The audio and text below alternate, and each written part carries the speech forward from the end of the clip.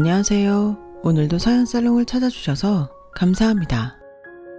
얼마 있으면 환갑을 바라보는 50대 후반 평범한 주부입니다. 지금으로부터 3년 전, 저는 하나뿐인 딸을 결혼시켰어요. 그리고 며칠 전 12시간의 진통 끝에 딸이 첫 아이를 출산했는데요. 예쁜 공주님을 낳아 양가에서 더없이 행복한 시간을 보내는 중입니다. 감사하게도 사돈께서는 제 딸아이는 물론이고 소녀딸을 그 누구보다 사랑해 주시는데 그 모습을 보고 있노라면 떠오르는 한 사람이 있습니다. 요즘 세상에 아들, 딸 차별한다고 하면 말이 많잖아요.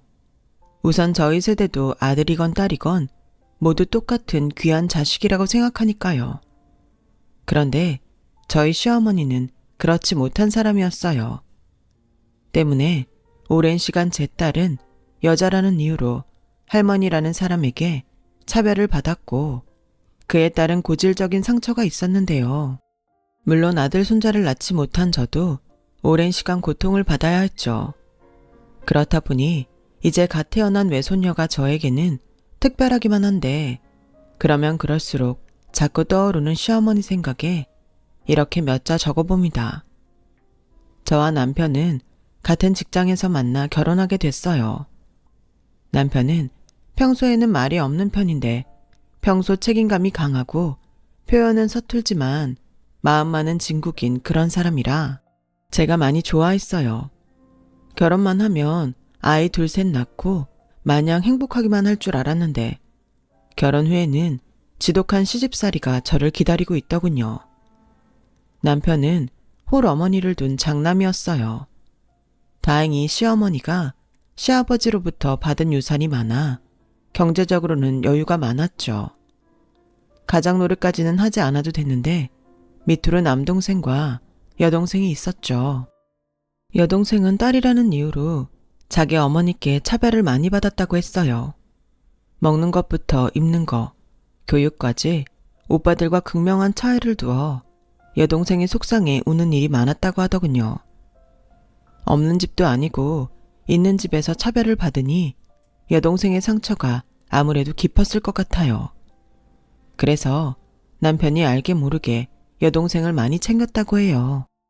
늘 남편이 첫째라고 싸고 들던 어머니에 대한 반감으로 여동생은 도련님보다 남편을 더 싫어했다고 하더군요. 그리고 20살이 되자마자 돈을 번다며 집을 나간 여동생은 2년 만에 시집을 간다면서 이제부터 자기한테는 친정 따윈 없다고 했다더군요. 그 마음이 오죽하면 그랬을까. 지금의 저는 그 상처가 너무나도 잘 보여요. 갓 시집을 왔을 때는 지금만큼 느낄 수 없었던 것 같아요. 더욱이 한 번도 보지 못한 시누이기도 했고요. 그 후 명절은 물론이고 저희 결혼식과 도련님의 결혼식에도 남편의 여동생, 시누는 모습을 보이지 않았어요. 그리고 시어머니는 서운한 기색도 없이 딸은 당연히 결혼하면 남이라며 신경도 쓰지 않았는데 앞날을 몰랐던 저는 그저 그게 안타깝다고 생각할 뿐이었죠. 제가 남 걱정할 때가 아니었는데 말이죠. 그렇게 결혼 후 시어머니는 저에게 여자는 밖에서 일하는 것보다 대를 이을 아들을 낳아야 한다고 신혼 시절도 저를 편하게 지내지 못하게 하셨어요. 게다가 저는 맏며느리였으니 그 집착이 어마어마했어요. 시도 때도 없이 아이 타령을 하시는데 그 스트레스와 강박 때문인지 아이는 좀처럼 생기지 않았어요. 그러면 그럴수록 조바심이 났던 시어머니는 제가 불임인 게 아니냐며 저를 산부인과와 용안 한의원에 끌고 다니셨죠. 드디어 결혼 6년 만에 지금의 딸을 임신하게 되었어요. 저의 임신 사실에 시어머니는 틀림없이 아들이라며 몇 날 며칠을 비싼 보양식을 해주시며 좋아하셨어요.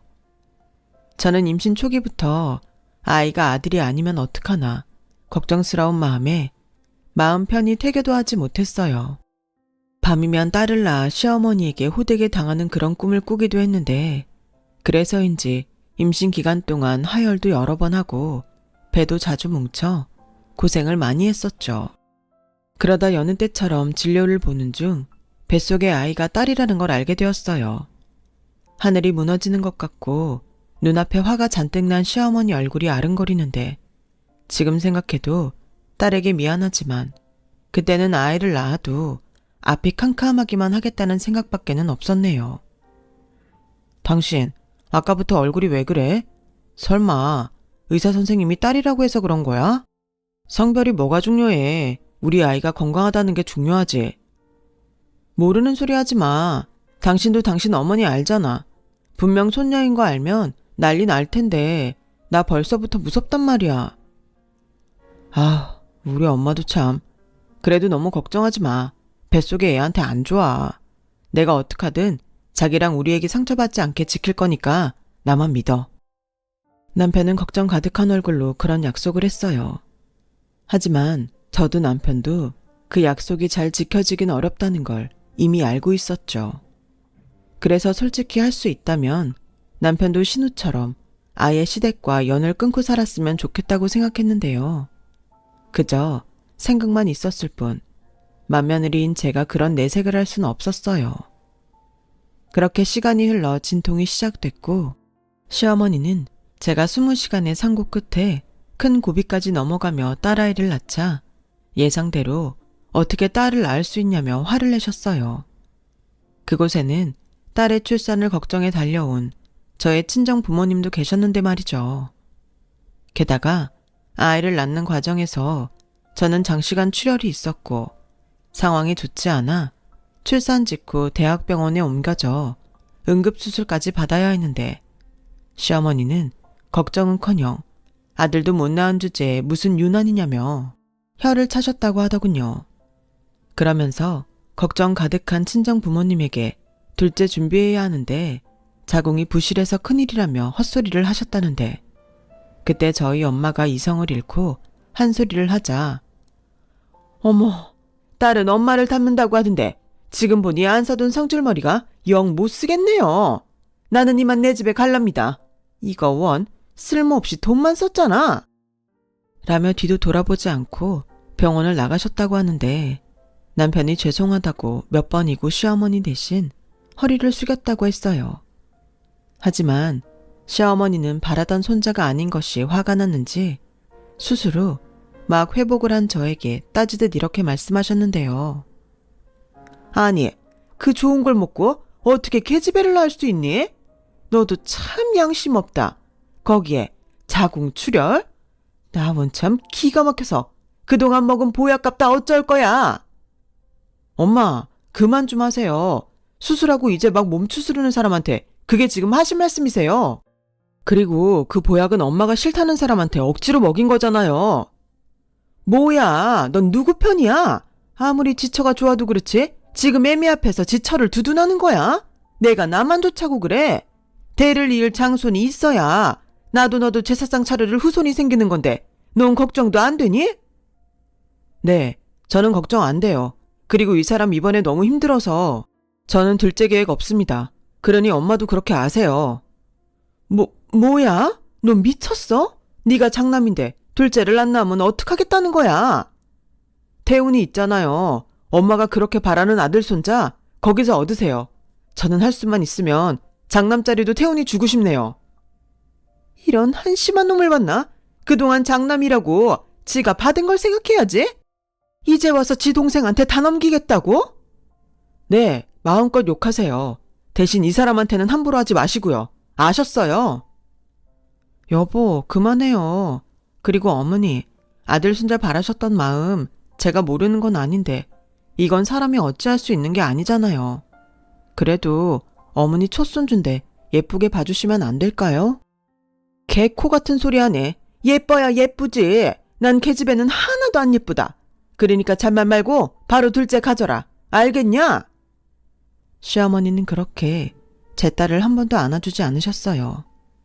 그러니 크면서 딸은 할머니를 무서워할 뿐 가까이 가지 않으려 했는데 그러다 저희보다 2년 늦게 결혼한 도련님 사이에서 아들 조카가 태어났어요. 사실 속도 위반으로 부랴부랴 치러진 혼사였는데 시어머니가 바라던 아들 손자를 떡 하고 낳았으니 동서는 저와는 비교도 되지 않을 인정과 사랑을 한 몸에 받게 되었죠. 그렇다고 그게 부러웠던 적은 맹세코 한 번도 없었어요. 다만 그때부터 전쟁이 시작되었죠. 왜? 동서지간이 사이가 좋기는 어렵잖아요. 그런데 동서가 시어머니의 권세를 등에 업고 저를 무시하니 저도 당할 수만은 없었는데요. 그러던 어느 날, 당시 제 딸이 12살이고 조카가 9살이었는데 시어머니가 조카가 자전거를 타다 교통사고가 났다고 급히 전화를 하셨어요. 당시 시어머니가 종종 조카를 봐주고 계셨거든요. 얘야, 당장 땡땡병원 응급실로 와라. 우리 장손이 자전거를 타다 많이 다쳤어. 네? 지석이가요? 알겠어요. 지금 세린이 피아노 학원 픽업 가는데 세린이 데리고 얼른 갈게요. 뭐야? 넌 지금 우리 장손이 다쳤다는데? 그 계집애를 먼저 챙기겠다는 거냐? 그냥 걔는 놔두고 너나 빨리 와. 어머니, 오늘 저희 집 주방 공사해서 애 혼자 집에 못 있어요. 제가 최대한 빨리 갈게요. 동서한테는 연락하셨죠? 미쳤니? 내가 보기로 했는데 다쳤다고 하면 걔가 날 어떻게 생각하겠냐? 우리 장손 다친 건 너 때문이라고 하자. 내가 급한 볼일 때문에 너한테 맡겼다가 네가 정신이 없어서 그렇게 된 걸로 하자고. 어머니, 그건 아니죠. 그래서 지금 저더러 빨리 오라고 한 거예요. 그럼 저 안 갈래요. 가뜩이나 동서랑 사이도 별론데 어머님이 그렇게 하시면 저 동서 못 봐요. 뭐야? 어려운 부탁도 아닌데 그깟 것도 하나 못 들어줘? 알겠다. 아무튼 여기 정신 하나도 없으니까 얼른 와. 세린이 그 계집애 달고 오지 말고. 시어머니는 다급하다면서도 끝까지 제 딸은 데리고 오지 말라고 신신당부를 하셨어요. 그렇다고 제가 엄마인데 그럴 수 있나요? 그래서 남편에게 전화를 했죠. 그랬더니 남편이 자기가 병원으로 가겠다며 저는 오지 말라고 하더군요. 하지만 제가 가지 않으면 무슨 불호령이 떨어질지 모르니 딸을 데리고 간다고 했어요. 갔더니 아니, 넌 밖에서 일하는 네 남편까지 부른 게냐? 하여간 내 아들 휘두르는 데는 선수야. 곧 있으면 작은 애도 온다고 하니까 니들이 여기 병원비 좀 계산해라. 아니, 우리 애가 다친 것도 아닌데 왜 우리가 계산을 해요? 돈 많은 엄마가 하세요. 따지고 보면 엄마 잘못이잖아요. 그래놓고 이 사람한테 뒤집어 씌우시려고 하셨다면서요. 엄마, 그게 지금... 그만해. 아주 콜 아파 죽겠다. 알겠어. 내가 계산하면 되잖아. 큰아빠 큰엄마라는 것들이 조카 병원비 좀 낼 수도 있지. 그리고 너 여기 왜 왔어? 내가 너는 여기 올 필요 없다고 했는데. 엄마, 나 할머니 무서워. 제가 데리고 왔어요. 아까 말씀드렸잖아요. 애 혼자 집에 가라고 할 수 없다고요. 하여간 마음에 안 들어. 다칠 거면 네가 다치지. 왜 내 귀한 손자가 다쳐서는? 엄마 또? 저 그럼 그냥 갈게요. 자꾸 이 사람이랑 제 딸한테 함부로 하시는데 아무리 장손이 귀해도 제가 장남입니다. 다행인지 시어머니는 장손을 낳지는 못했어도 당신 장남에게는 약한 구석이 많았어요. 그리고 곧이어 도착한 동서내외는 마치 큰일이라도 난 듯 호들갑을 떨었는데 특히 동서가 타박상 정도의 방기부스란 조카를 안고 대성통곡을 했어요. 어찌나 꼴값이고 주변 시선이 창피한지 남편에게 눈치를 보내 조용히 병원을 나왔네요. 그랬더니 중간에 그냥 가는 법이 어딨냐며 시어머니가 저에게 전화로 또 호통을 치시는데 저도 참고만 있을 수는 없었어요. 어머니, 도련님이랑 동서도 왔고 별일 아닌 거 확인했으니까 그냥 왔죠. 저희한테 따로 볼 일이라도 있으셨어요? 저는 하도 세린이한테 뭐라고 하시니까 거기 있는 것보다 없는 게 낫다고 생각했는데요. 뭐야? 너 아주 갈수록 기고만장해지는구나. 아들도 못 낳은 주제. 나 때는 아들 못 낳으면 찍소리도 못하고 기 한 번 펴지 못했지. 근데 너는 내 아들의 이젠 시애미까지 우습게 보냐? 그런 적 없지만 그렇게 느끼셨다면 죄송해요. 더 하실 말씀 있으시면 세린이 아빠 바꿔드릴까요? 됐다. 너는 오늘 사골 좀 사다가 밤새 끓여서 내일 아침에 지석이네 갖다 줘라. 뼈에는 사골만한 게 없지 않니? 네? 나는 할 말 다 했다. 끊으마. 시어머니는 제가 뭐라고 할 것 같으니 냉큼 전화를 끊었어요. 그리고 황당한 저는 다시 전화를 걸까 고민하다 동서한테 말하는 게 나을 것 같아 동서에게 전화를 걸었는데요. 동서, 조금 전에 어머니한테 전화가 왔는데 혹시 지금도 같이 있어? 아니요. 왜요? 아니, 나한테 사고를 끓여서 지석이 먹이라고 하시는데 우리 집 주방 공사 중이라 불을 못 쓰거든. 나중에 알고 서운해할까봐 전화했어. 어머, 좋은 핑계네요. 하필 왜 멀쩡한 주방 공사를 한다고. 아무튼 알았어요. 어차피 좋은 마음으로 해주실 것도 아닌데 제가 뭘 믿고 그걸 제 아들한테 먹이겠어요. 그건 알겠고 내일 아침에 세린이나 저희 집에 보내주세요. 왜? 아니, 기부스를 하고 있는데 가방은 누가 들어줘야죠. 사촌 좋다는 게 뭐예요? 통기부스도 아니고 방기부스 하면서 내 딸한테 가방을 들려 보내겠다고? 됐거든. 엄마인 동서가 해. 저는 늘 이런 식의 기싸움을 벌이며 근 20년을 살았어요. 그리고 아이들이 크면 클수록 그 정도는 심해졌는데 애석하게도 제 딸이 공부는 그다지 소질이 없어 늘 조카와 비교를 당해야 했죠. 조카는 시어머니와 동서가 과외의 학원에 아주 극성이라 성적이 그럭저럭 잘 나왔거든요. 그러니 시험 때만 되면 비교를 하고 먼 미래까지 싸잡아서 제 딸은 머리가 나빠서 고생하고 살 거라고 악담을 하셨는데요. 그러면 그럴수록 제 딸은 할머니 집에 가고 싶어 하지 않았고 지 딴에는 더는 무시당하고 싶지 않아 공부를 좀 했던 것 같은데 그래도 그 영향으로 4년제는 아니지만 서울에 있는 전문대에 들어갈 수 있었네요.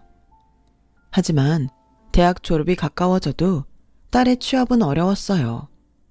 그럼에도 좌절하지 않고 긍정적인 마인드로 지냈던 딸은 자기가 취업 문제로 저나 남편이 걱정하는 것이 싫었던지 젊어서 고생은 모두 좋은 경험이라며 취업 준비와 아르바이트를 쉬지 않고 했어요. 혹여 취업이 되지 않아 부모 눈치를 보는 걸까봐 제가 딸에게 괜찮다고 무리하지 말라 했는데 자기 몫은 자기가 하고 싶다며 대학 졸업 후 용돈도 받지 않았던 딸이었죠.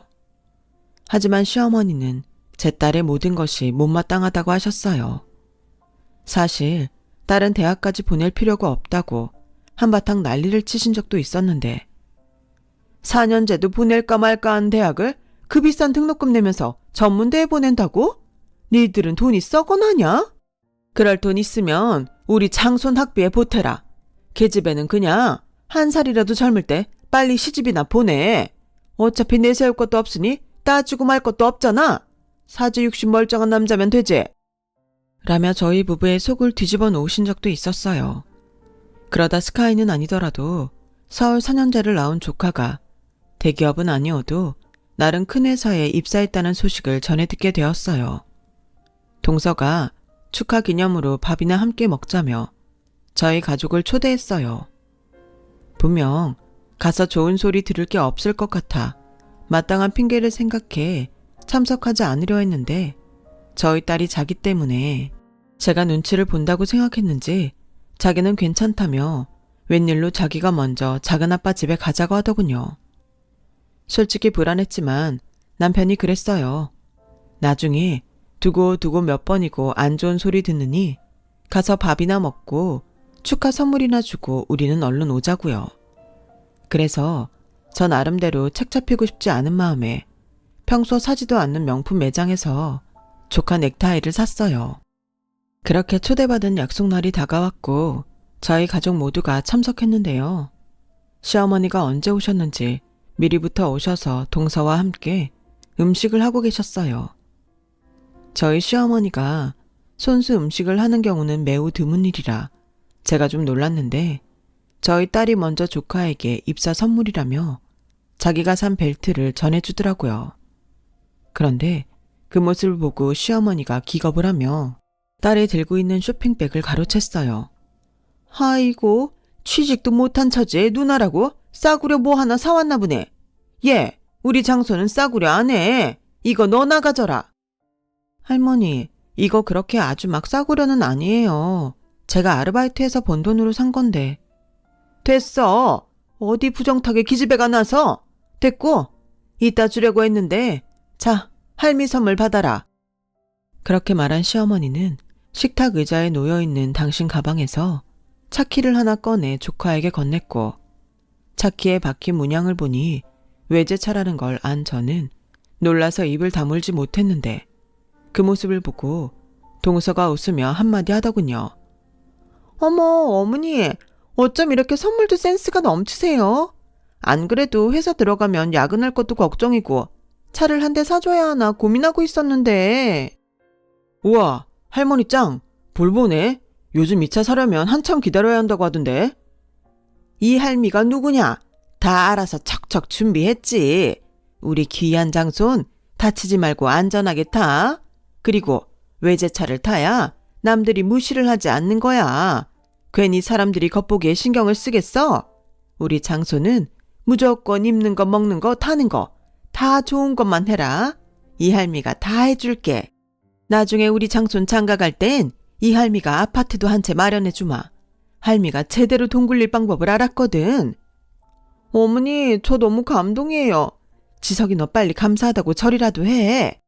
세린아, 그러게 너도 빨리 취직하면 좀 좋니? 괜히 우리 지석이가 먼저 취직을 해서 작은 엄마가 미안하네. 아니에요. 저도 전공 살려서 준비 잘하고 있어요. 미안할 것도 셌다. 그리고 저 머리 나쁜 계집애가 들어가 봤자 어디 구멍가게 정도겠지. 설마 너도 취직했다고 내가 뭘 사줄 거라고 기대했다면 꿈 깨라. 그리고 정 아니다 싶으면 네 고모처럼 그냥 아무 남자한테 시집이나 가. 하기사 저거 생긴 것도 딱 지엄마 닮아서 시집이나 갈 수 있을까 모르겠다. 저는 더는 참을 수 없었어요. 그동안도 남편 얼굴 봐서 겨우겨우 참았는데 더는 제 자식 가슴에 못 박는 일을 참을 수 없었죠. 그래서 저도 그동안 참았던 걸 다 쏟아냈는데 역시 사람은 할 말은 하고 살아야 한다는 깊은 깨달음을 얻었네요. 속이 어찌나 시원한지 다시는 참고 싶지 않았어요. 어머니, 진짜 해도 너무하시네요. 저도 세린이 엄마예요.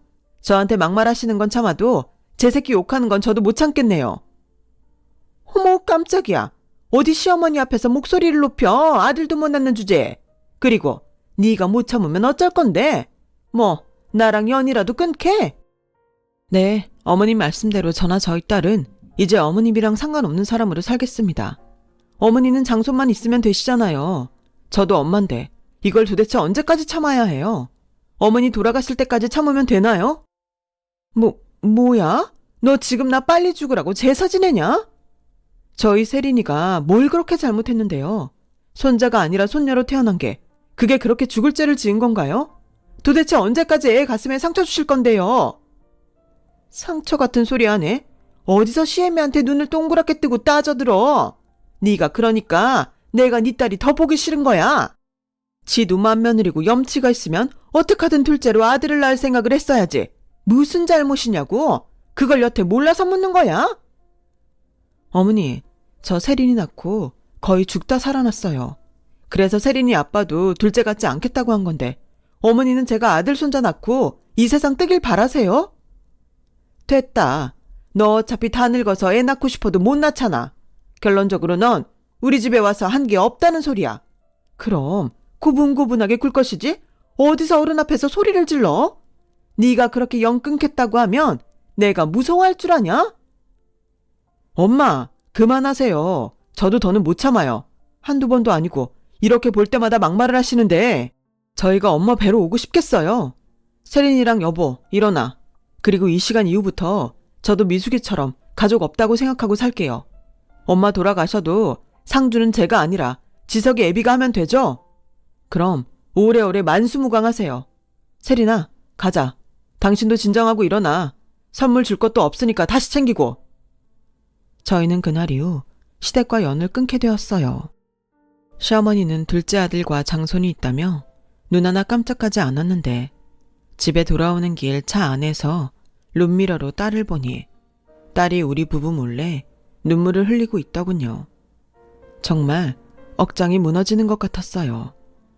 태어나 단 한 번도 할머니의 정을 느끼지 못한 아이인데 그게 뭐라고 저렇게 우나? 제 속이 너무 아팠죠. 그날 저녁 남편은 더는 미련도 없다며 저에게 시어머니나 다른 가족들이 찾을 수 없는 다른 동네로 이사를 가자고 했고 저는 좋다고 했어요.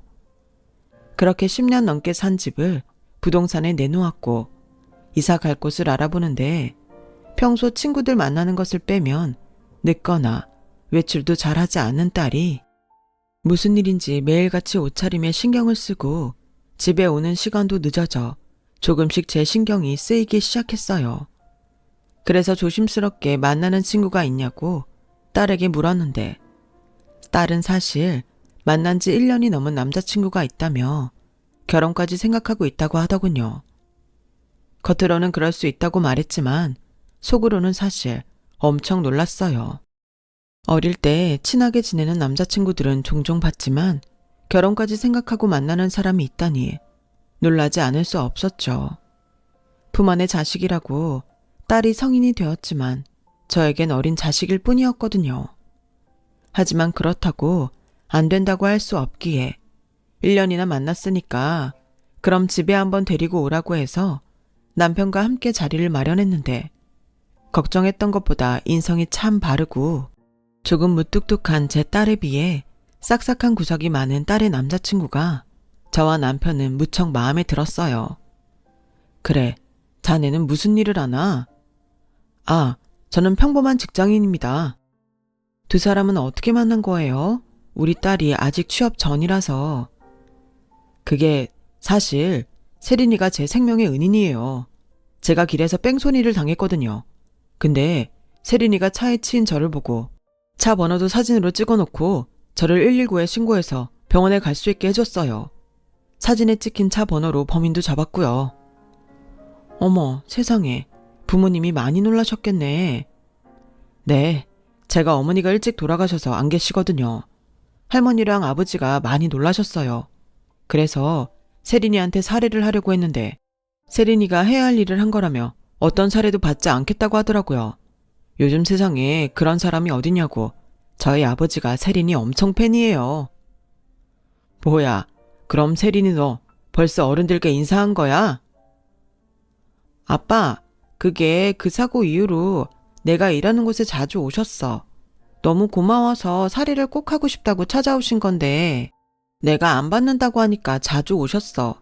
그리고 이 사람도 자꾸 보다 보니까 좋아졌고 할머님도 집에 여자가 없어서 나를 많이 예뻐해 주셔. 친손녀처럼 잘해 주시거든. 저는 왜 그때 저희 시어머니 얼굴이 떠올랐는지 모르겠어요. 그리고 아마도 같은 연배의 어른일 텐데 딸이 그런 어르신께 이쁨을 받는다고 하니 딸이 왜 결혼까지 생각하며 연애를 하는지 이해가 가더군요. 그래서 저희 부부는 조금 이른 나이지만 흔쾌히 두 사람의 결혼을 허락했어요. 다만 취업이 되지 않아 시집을 가는 것처럼 보이는 건 제가 너무 싫어 딸에게 아이를 낳기 전까지는 일을 했으면 좋겠다고 했는데 딸이 먼저 반가운 소식을 알려주더군요. 그게 있잖아. 이 사람이 추천해서 면접을 본 회사가 있거든. 근데 그 회사에서 연락이 왔네. 다음 달 1일부터 출근하라고 하는데 그때가 신입사원 입사식이래. 어머, 세상에 나 너무 잘됐다. 축하해 우리 딸. 그래, 네가 그렇게 바라던 취업이었으니까 열심히 해. 저희는 그렇게 기쁜 마음으로 상견례 날짜를 잡았어요. 그리고 긴장된 가운데 예비사돈을 만나게 되었는데요. 이야기를 나눠보니 성품도 좋으시고 무엇보다 저희 딸을 많이 예뻐해 주신다는 걸 느낄 수 있었어요. 그런데 저기 이 자리에서 말씀을 드려야 할 것 같은데요. 사실은 제가 작은 회사를 운영하고 있습니다. 저희 아들이 거기 부사장으로 거의 모든 운영을 도맡아 하고 있는데 우리 예비 며느리가 취업 걱정을 하고 있다고 해서 제가 인사과에 말해서 먼저 검증을 했어요. 저희 회사 관련 자격증도 많고 무엇보다 성실하다는 걸 제가 잘 아니까 합격을 시켰는데 이건 우리 예비 며느리도 모르는 내용이라. 아버님, 그게 지금 무슨 말씀이신지. 그럼 다음 달 1일부터 출근할 회사가 아버님 회사인 거예요? 미안하다, 세린아. 내가 명우한테 말하지 말라고 했어. 기분 나빴다면 사과할게. 간혹 엄한 거에 눈이 멀어서 접근하는 것들이 있거든. 우리는 귀한 식구를 얻고 싶은 거라 사돈께도 죄송합니다. 아, 네. 솔직히 지금 생각하면 그때는 예상치 못한 말에 얼이 나가 있던 것 같아요. 결국은 딸의 취업이 낙하산이라는 것 같아 그 부분도 썩 유쾌하진 않았는데 박가사돈께서 이런 저희 마음을 아셨는지 다시 한번 이런 말을 하더군요. 오해하지 마세요. 세린이가 정식으로 취업 신청을 했다면 저희 회사 인사팀에서 분명 세린이를 뽑았을 겁니다. 세린이가 너무 자기 스스로를 과소평가한 거죠. 이렇게라도 저희 회사는 좋은 인재를 얻었으니 저희야말로 다행스러운 일입니다. 저나 제 아들이나 회사 경영을 하고 있지만 사원 뽑는 일은 인사과 정담이라 저희가 힉김도 못 넣어요. 요즘 세상에 난리 난다고요. 그리 말씀해 주시니 마음이 놓입니다. 감사합니다. 그런데 집안이 너무 차이가 나는 것 같아서 괜찮을까 우려가 되는데요. 저희야말로 부족한 게 많은 사람입니다. 돈이 좀 있다고 좋은 집안은 아니지 않습니까? 저희는 세린이만 저희 집에 시집 보내주신다면 그 어떤 것도 바라지 않습니다.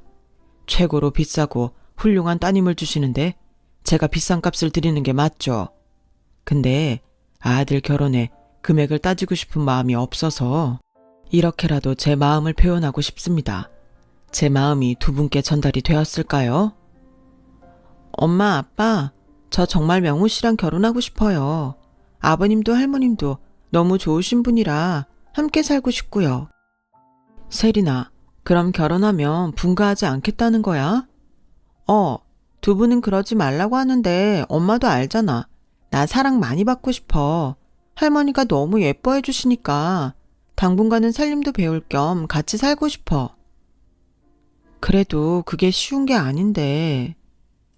안사돈께서 무얼 걱정하시는지 압니다. 그런데 늙은이가 살아봤자 얼마나 더 살까요? 제 소원 들어주신다고 생각하고 세린이 뜻에 따라주셨으면 좋겠습니다. 제 평생 손녀딸 하나 갖는 게 소원이었거든요. 저는 요즘 명우보다 세린이 보는 낙으로 삽니다. 그렇게 말씀해 주시니 제가 너무 감사드리죠. 부디 오래오래 사세요.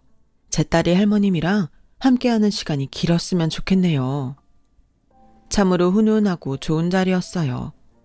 딸이 시집간다고 하면 서운해야 하는데 너무 좋은 집에 시집을 가니 부모 마음이 너무 좋더라고요. 그렇게 6개월 후 결혼식을 하기로 날짜를 잡았어요.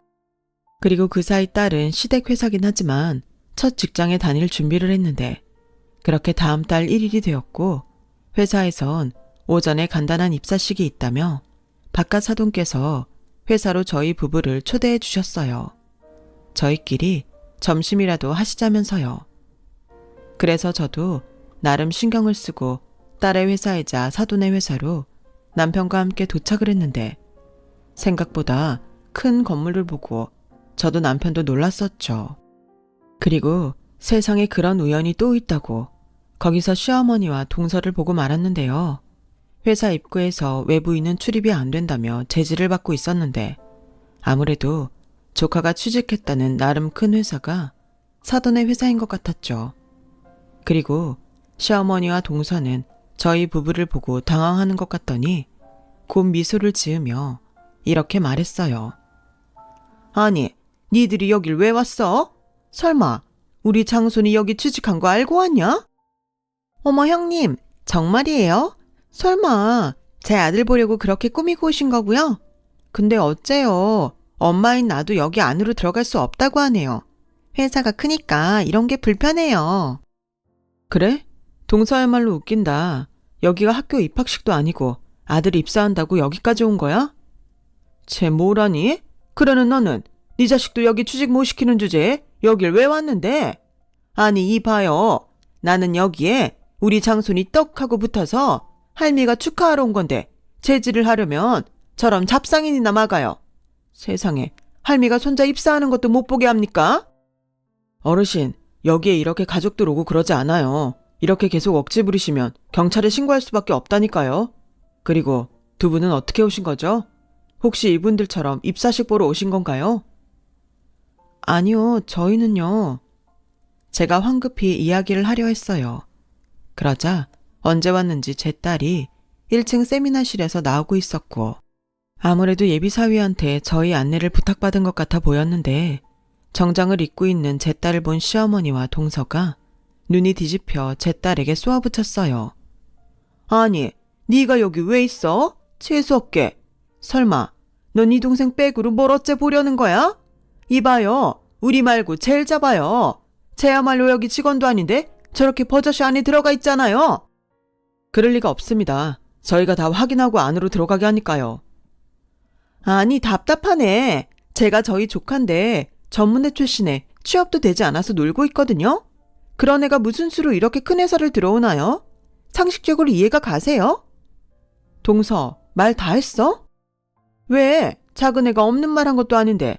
세린이 너 여기 와서 빨리 네 입으로 무단으로 안에 들어간 거라고 불어. 할머니야말로 수대받지 않으셨으면서 여길 왜 오셨어요?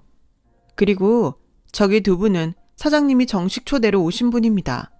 오늘 손님 오신다고 전달 받으셨다는데 확인 가능할까요? 네, 귀빈 방문 예정이라고 보고받았습니다. 두 분 안으로 들어오시죠. 바로 사장님이 계신 곳으로 안내하겠습니다. 뭐야? 왜 니들은 들어가는데 우리 못 들어가? 나도 들어갈 거야. 그리고 니들이 뭔데 이 큰 회사 사장을 만나냐?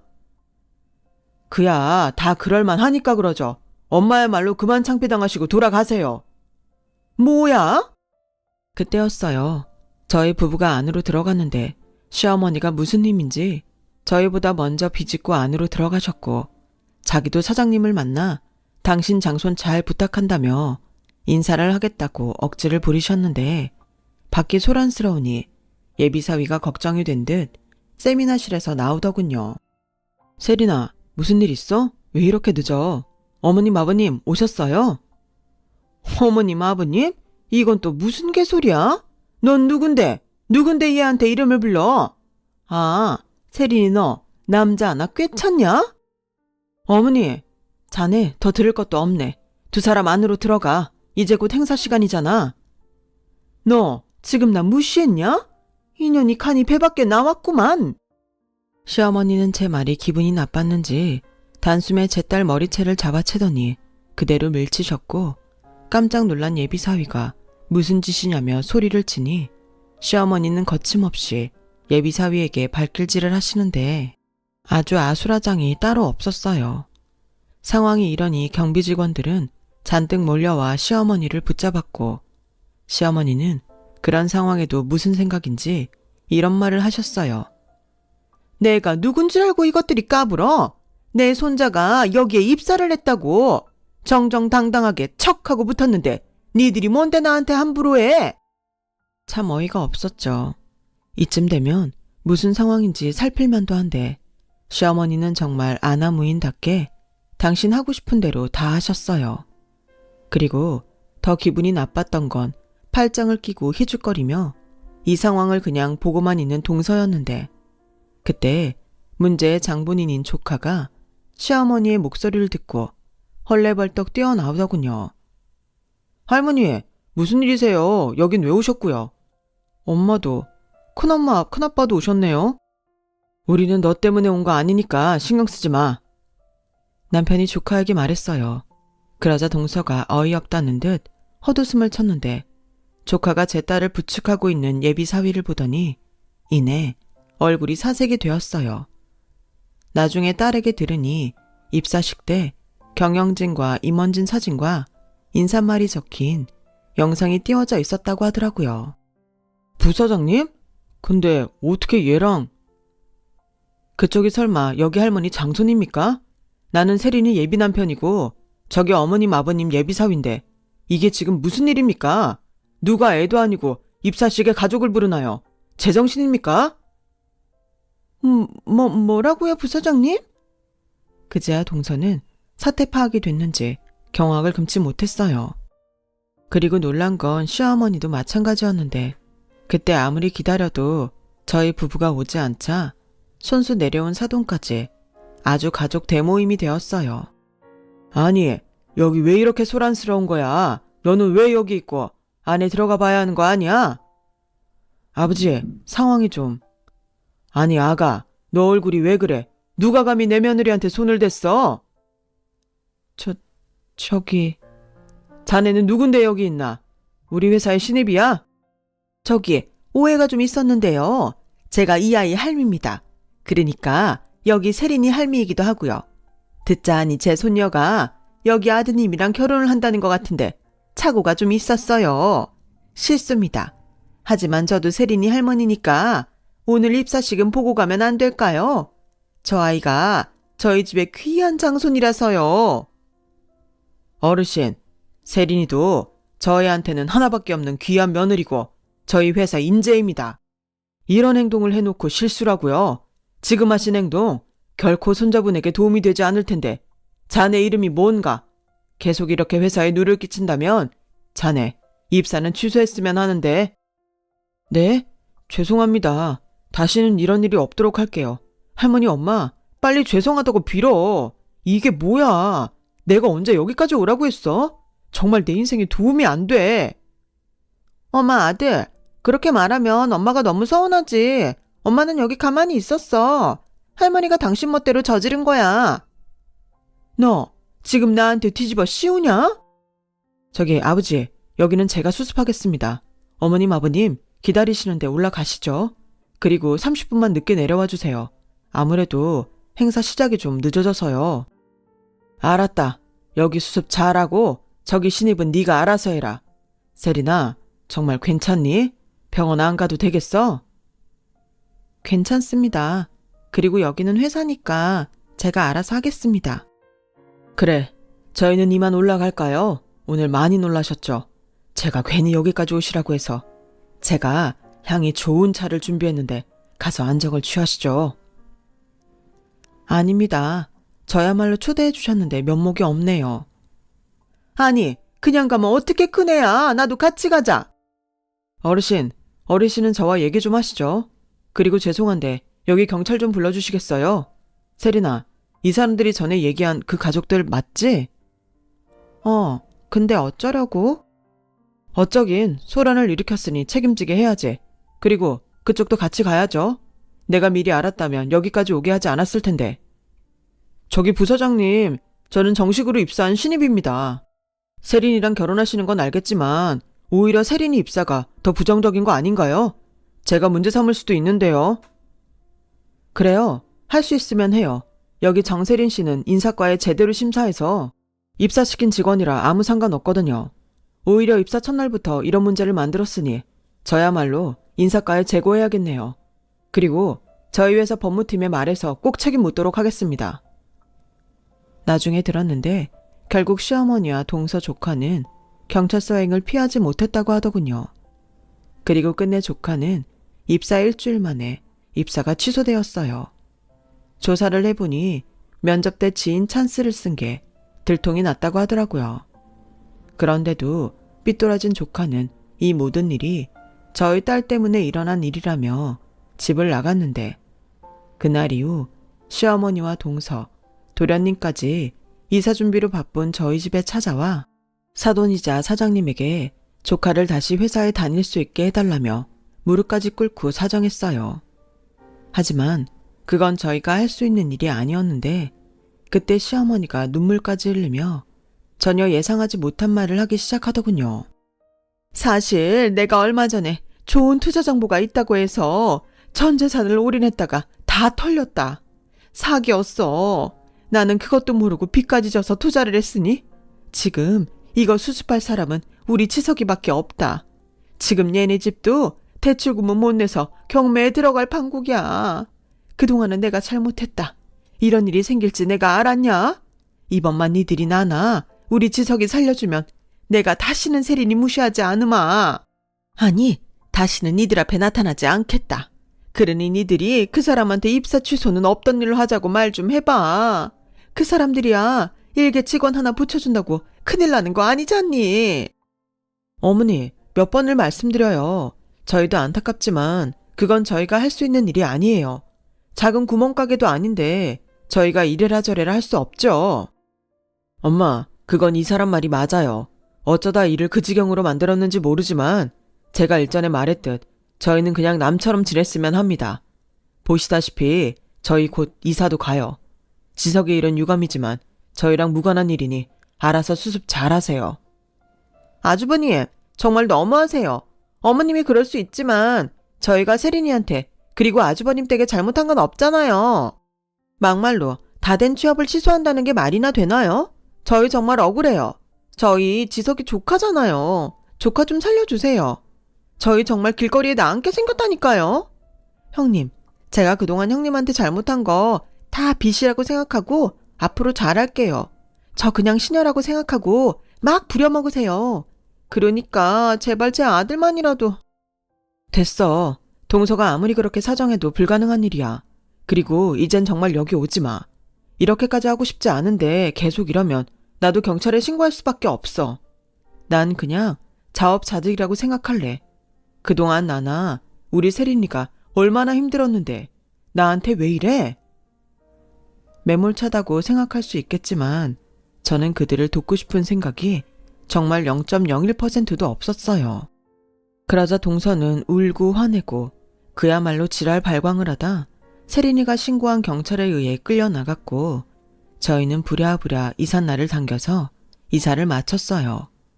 그러자 언제 그런 일이 있었냐는 듯 모든 것이 제자리로 돌아왔고 딸은 무사히 행복한 결혼식을 올릴 수 있었어요. 제 딸이지만 웨딩드레스 입은 모습을 보니 어찌나 예쁘던지 동화책에 나오는 공주님 같더군요. 그리고 무뚝뚝하고 말이 없던 남편은 내내 내색하지 않더니 결혼식 날 많이도 울었어요. 20년 넘게 부부로 산 저지만 남편의 그런 모습은 그때가 처음이었는데 나중엔 딸도 눈시울이 붉어지더니 일순간에 눈물바다가 되어버렸죠. 저리 절절한 부녀면서 왜 둘 다 표현하지 못하고 살았는지 앞으로 남은 시간은 서툴더라도 표현하게끔 제가 오지랖을 떨어야겠다고 생각한 순간이었네요. 저도 한때는 딸이 제품을 떠날 날이 아주 멀었다고 생각했어요. 하지만 그때를 정하는 건 제가 아니라 당사자인 딸이었고 지금은 그저 저보다 이 세상을 오래 살 딸과 사위 그리고 소녀가 무탈하고 행복하게 살길 바랄 뿐입니다. 그 후 시어머니는 지금도 행방을 알 수 없을 정도로 행방이 묘연해지셨는데 도련님 말에 의하면 전 재산을 날리고 빚더미에 올라 도망을 갔지만 어느 조용한 절에 숨어 지난날을 후회하고 계신다고 했어요. 거기에 금방 마음을 잡길 바랬던 조카의 방황은 금방 끝나지 않았더라고요. 그 여파로 동서와 도련님이 이혼까지 하게 되었고 지금 생각하면 조카도 돌아올 곳이 없어 계속 방황을 하는 건 아닌지 안타까운 마음입니다. 부디 조카라도 좋은 인연을 만나 마음을 잡을 수 있길 바랄 뿐이에요. 그리고 끝으로 제 딸이 지금 하는 일과 가정에 최선을 다하길 바라며 이제 막 태어난 외손녀도 온 가족의 사랑을 받으며 건강하게 자라길 바라면서 제 사연을 마치도록 하겠습니다. 저의 이야기 들어주신 모든 분께 감사의 말을 전합니다. 항상 건강하시고 행복하세요. 오늘은 어제보다 더 나은 날이 되길 진심으로 바라겠습니다. 여러분, 사연 댓글에 응원과 현명한 조언 부탁드려요. 좋아요와 구독은 저에게 큰 힘이 됩니다. 오늘도 좋은 일 가득하세요.